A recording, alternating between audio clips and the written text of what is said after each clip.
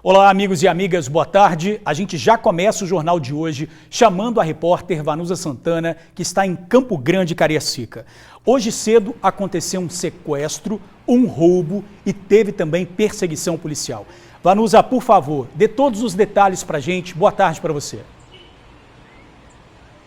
Muito boa tarde, George. Boa tarde aos amigos do TN que nos acompanham de casa. Eu falo ao vivo aqui, eu estou em frente à Delegacia Regional de Cariacica, para onde o suspeito aí, Pedro Henrique, de 22 anos, foi trazido. Ele permanece lá dentro, daqui a pouquinho ele vai ser ouvido. Ele passou quase 3 horas aí apontando uma arma para um petroleiro, um homem de 44 anos, que foi rendido na manhã de hoje, no momento em que chegava em um laboratório ali na Avenida Expedito Garcia. Ele chegava com a mãe dele, acabou sendo rendido por esse assaltante que estava fugindo da polícia. Ele havia tentado cometer um assalto a uma padaria. Durante esse tempo, ele acabou aí rendendo esse petroleiro, obrigou que ele voltasse para dentro do carro e ali ele permaneceu por quase 3 horas apontando uma arma. Um verdadeiro aparato, George, pessoal de casa, foi montado justamente na tentativa de convencer esse criminoso, Pedro Henrique, a se entregar e a liberar esse refém que ficou aí em poder dele cerca de 3 horas. Foram momentos difíceis, né? Houve aí a ajuda de negociadores do Batalhão de Missões Especiais e também da Polícia Militar, que permaneceu, isolou a área completamente. Quem chegou para trabalhar hoje de manhã não conseguiu trabalhar porque realmente cerca de 3, 4 quarteirões foram isolados ali na Avenida Expedito Garcia, que fica em Campo Grande. Na manhã de hoje a gente acompanhou toda essa movimentação, todo esse drama desse homem, desse petroleiro que ficou ali cerca de 3 horas na mira de um revólver ali, sendo ameaçado durante todo o tempo. Vamos conferir a reportagem que eu, Vanusa Santana, e o meu cinegrafista Bruno Passos preparamos para vocês. Parte da Avenida Expedito Garcia, em Campo Grande, teve que ser isolada.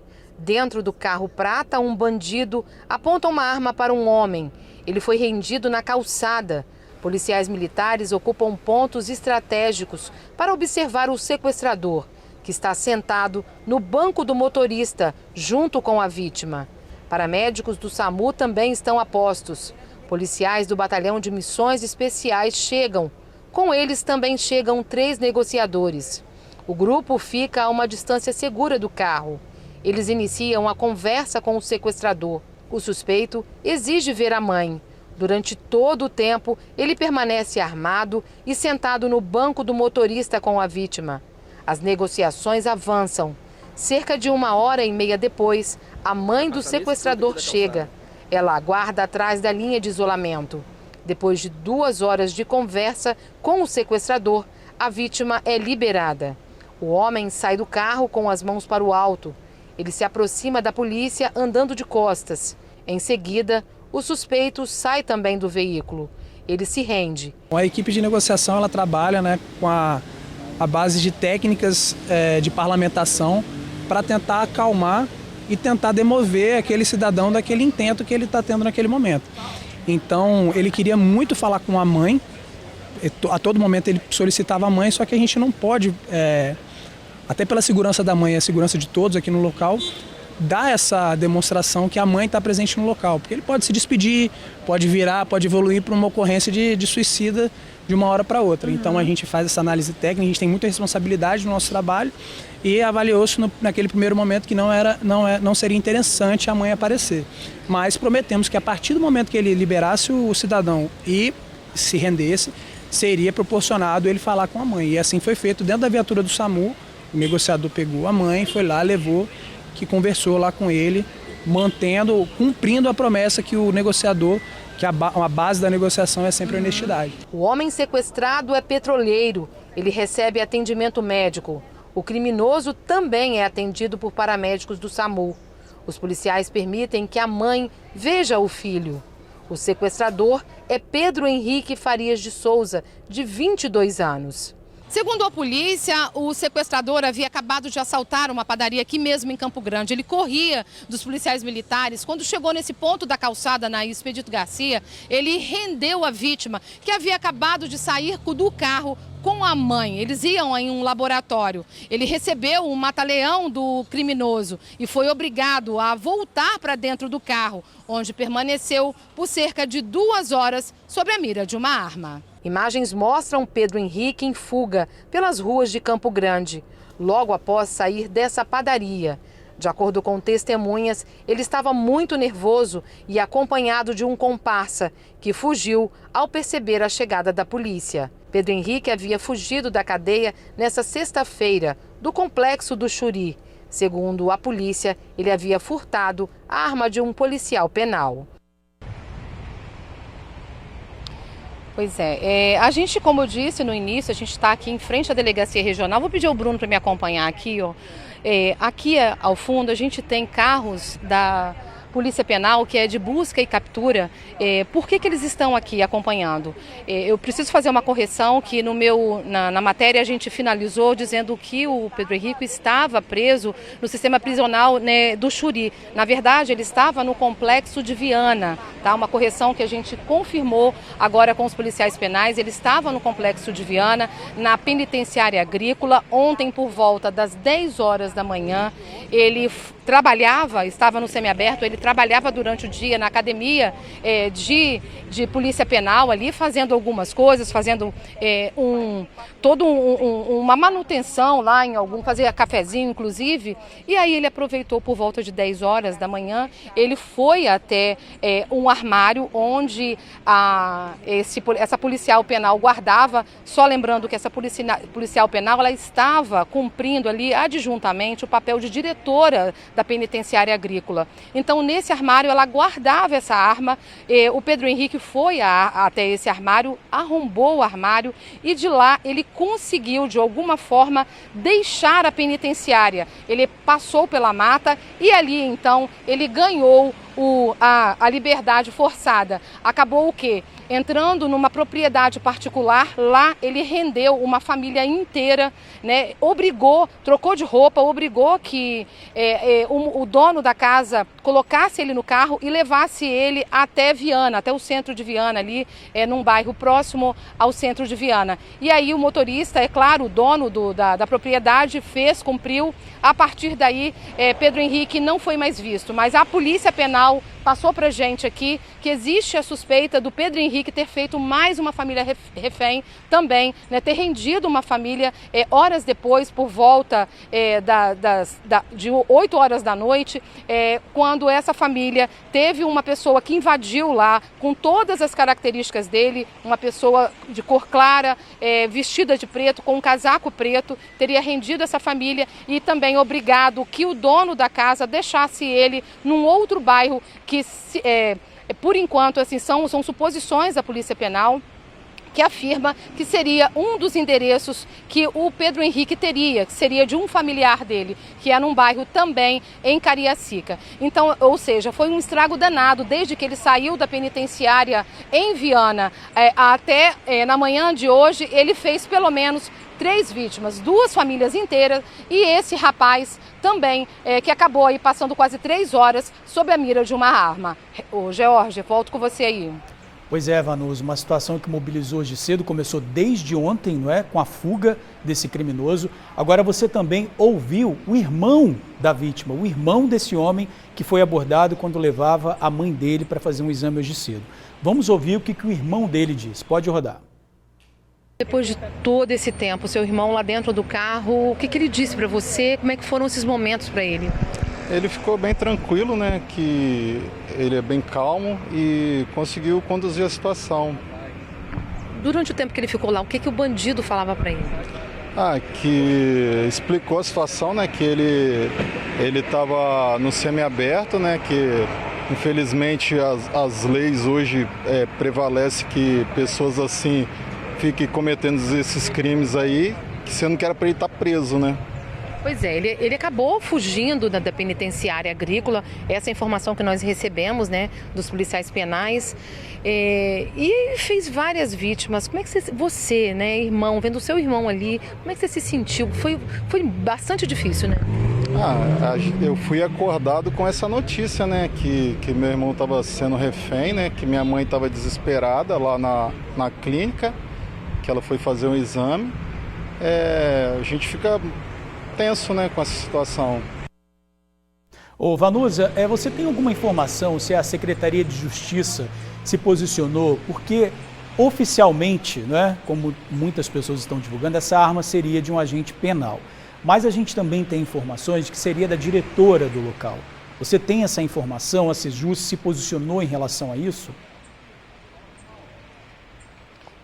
A informação que nós temos é de que essa diretora, ela ocupa o cargo, ela é uma policial penal, mas ela está adjuntamente ocupando um cargo de direção, de subdireção nessa penitenciária agrícola. Aí ela chegou, guardou a arma dela lá e na manhã de ontem o Pedro Henrique teria ido até o armário arrombado. Porque, George, o que acontece? Ele tinha livre acesso nessa academia de polícia penal, porque ele trabalhava, ele já estava no regime semiaberto. Essa academia é anexa à penitenciária agrícola, então ele só saía de uma porta, entrava em outra, ele estava dentro da academia. É o que a gente presume, né, pelo que foi explicado pelos policiais penais. E a partir daí, então, ele tinha o livre acesso ali, acabou aí se aproveitando dessa condição para poder ir até o armário dessa diretora adjunta, roubou essa pistola e a partir daí ele fez todo esse estrago que nós acabamos de noticiar aí, de levar essa informação para vocês. Agora, uma informação importante, eles cumpriam a pena lá na penitenciária agrícola há cerca de 4 anos por assalto, por roubo. Tá? E segundo os policiais penais, ele já estava quase finalizando aí, quase tendo o direito de sair da prisão realmente. E aí agora ele vai ter muito tempo para pensar na besteira que ele fez aqui fora, no estrago que ele fez a tanta gente, né? E o trauma que ele causou para esse petroleiro que ficou quase 3 horas sobre a mira de uma arma aí, ele o tempo inteiro ameaçando. E o que fica também aqui é assim, nós acompanhamos toda essa história e vimos também o sofrimento da família claro, da família da vítima, mas também da família desse Pedro Henrique, também que a família não tem culpa de nada, né? Ô, George, volto com vocês aí. Valeu, Vanusa. Obrigado pelas informações, né? Um caso aí que chocou todo mundo nesse sábado. Poderia terminar de uma forma pior, mas graças a Deus, vítima liberada. Parabéns aí pelo trabalho. Olha, um homem é acusado de esfaquear a esposa na Serra. Esse aí andando tranquilamente, bem pertinho da base da Polícia Militar, é Valbert Ferraz, de 40 anos. O aposentado é suspeito de esfaquear a esposa na noite de sexta-feira. Ele nega o crime. Vocês dois estavam bebendo? Não, nós tínhamos bebido uma cerveja, um litrão que eu comprei, ficamos de boa, depois ela começou a beber. Qual foi o momento que você deu a facada nela? É isso que eu quero saber, que eu cheguei aqui agora que eu tô sabendo. É isso que eu tô querendo saber. Então você não deu facada nela? Não. Segundo testemunhas, o casal vive junto há 5 anos. O relacionamento sempre foi marcado por muitas brigas. Essa noite não foi diferente. A briga dessa vez foi por R$100 e um documento do marido que ele pediu para a esposa guardar. Quando ele exigiu essas coisas e não recebeu, começou a confusão. No meio da briga, ele acabou dando uma facada na barriga da mulher. A facada deixou um corte de 10 centímetros. A vítima foi socorrida para o Hospital Jaime Santos, onde continua internada. A Polícia Militar foi acionada e apreendeu a faca usada no crime. Enquanto isso, o marido segue pelas ruas do bairro. Pois é, a gente buscou informações com a polícia depois que ele apareceu. Fomos informados que a polícia foi ao local, mas não encontrou o acusado. Mas como a gente viu na reportagem, ele já está lá, então é só voltar. Foi preso um homem acusado de matar a companheira com mais de 30 facadas. O Wellington Oliveira da Vitória Neves estava com mandado de prisão em aberto e foi detido no bairro Boa Vista ontem à noite e foi encaminhado para a Delegacia Regional de Vila Velha. Esse crime, gente, aconteceu em julho do ano passado no bairro Vila Betânia, em Viana. O corpo da vítima só foi encontrado porque o filho dela, uma criança de apenas 3 anos, saiu pelas ruas em busca de ajuda. Ele encontrou um vizinho e disse que a mãe estava morta. Daniele de Jesus Almeida foi morta com mais de 30 facadas.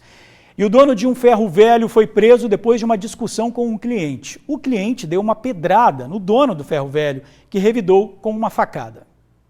O golpe atingiu a barriga da vítima. O corte foi tão profundo que expôs órgãos internos do rapaz.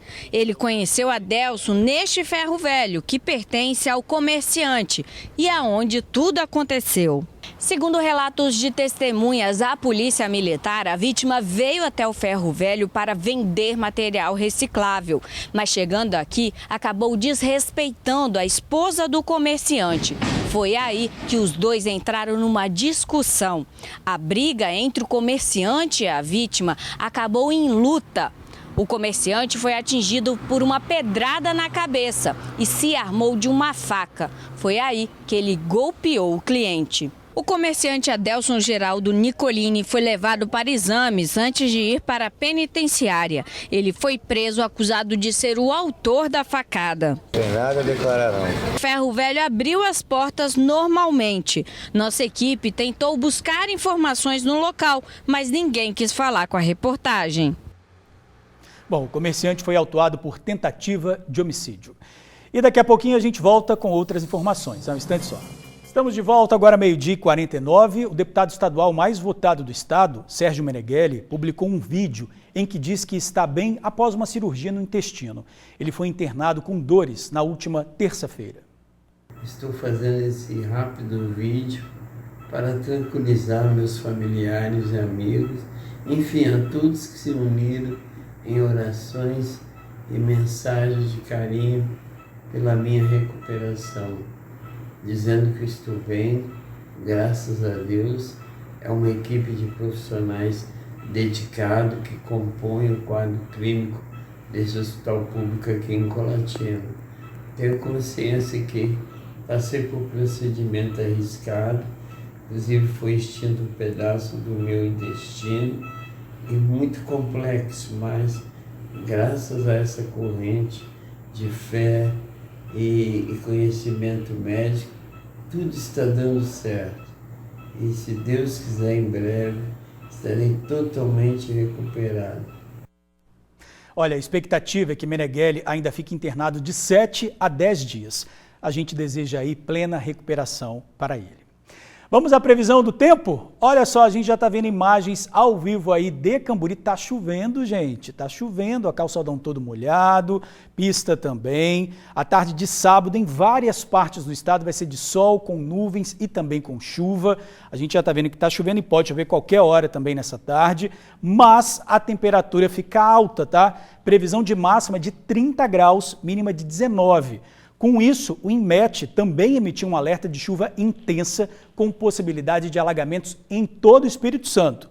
Para o domingo, o tempo continua instável no estado, o sol aparece entre muitas nuvens e chove em alguns momentos. O vento sopra com moderada intensidade por todo o litoral, mas também fica quente, tá? Temperatura máxima de 35 graus. Agora, um alerta de saúde. Em 9 meses, 258 mil pessoas descobriram que estavam diabéticas. Os médicos avisam, essa é uma doença silenciosa que tem aumentado e pode causar perda da visão e também infarto.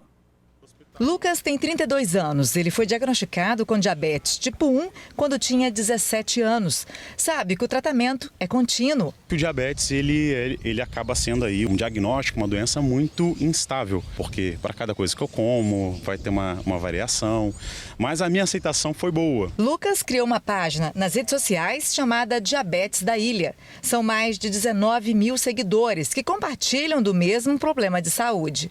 Além de textos e vídeos informativos, o assunto é tratado com leveza e muitos memes engraçados.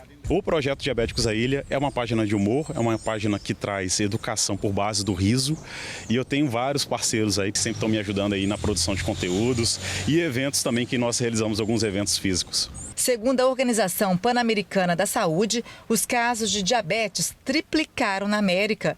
No Brasil, houve um aumento de 26,61%. No Espírito Santo, de janeiro a setembro do ano passado, foram diagnosticados quase 258 mil casos da doença. Esses dados são da Sociedade Brasileira de Diabetes Regional do Espírito Santo. O diabetes mais prevalente é o tipo 2, que vem atrelado à obesidade. Então, a gente tem a obesidade como principal fator de risco do diabetes, porque está relacionado ao aumento da circunferência abdominal e do aumento do colesterol, da pressão e também o diabetes, né? Mas o diabetes tipo 1 é aquele diabetes que acontece na infância, que não é passível de prevenção e que é autoimune, decorre de uma destruição da célula pancreática. De acordo com os médicos, 80% dos pacientes diagnosticados com diabetes tipo 2 estão obesos ou acima do peso. Por isso que é importante atividade física e também uma alimentação saudável, evitando principalmente o açúcar. Buscar uma alimentação de qualidade, comer comida de verdade, sem terrorismo nutricional, mas evitando alimentos muito açucarados, né, como refrigerante, salgadinhos, biscoitos de pacote e, sobretudo, praticar atividade física. A doutora Juliana cita os principais sintomas da diabetes tipo 1 e também tipo 2. Muita sede, vontade de urinar, perda de peso, mas que são mais evidentes no tipo 1. O tipo 2, muitas vezes, ele é assintomático. E esse é o nosso desafio. A endocrinologista ainda ressalta a importância do diagnóstico precoce para o tratamento correto da doença. 50% dos pacientes diabéticos não sabem que tem a doença. Então, se ele não sabe que tem a doença, como que ele vai buscar tratamento? Se a gente perde a oportunidade de tratar, o paciente pode evoluir silenciosamente com complicações graves. Complicações essas visuais, com perda da visão, complicações renais, evoluindo para diálise e, claro, a principal causa de mortalidade no paciente diabético é o infarto. Gente, tem que ficar de olho na saúde, né? A gente fica por aqui. Obrigado por assistir ao jornal, pela companhia de sempre e um ótimo fim de semana.